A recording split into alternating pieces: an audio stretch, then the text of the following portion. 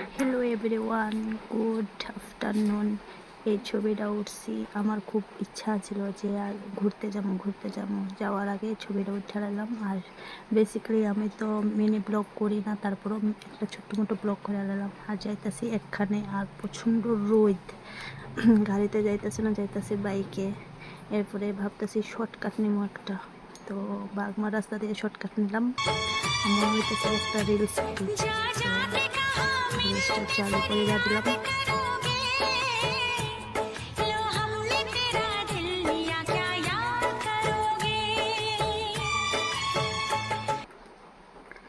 একটা রিলস বানাই তো আর ভালো লাগতেছে না বয়া থাকতে থাকতে। প্রচণ্ড ওয়েদার ছিল আর ভিউটা তো অসাধারণ ছিল, বাতাসও ছিল।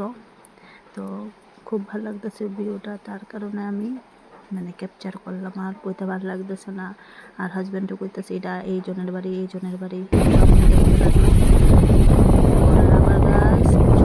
গাছ, এরপর অশান্তি লেগে গেছে, মানে এটা দেখতে দেখতে। আর তো রোদে সহ্য হইতেছে না। ফাইনালি তারা বাড়ির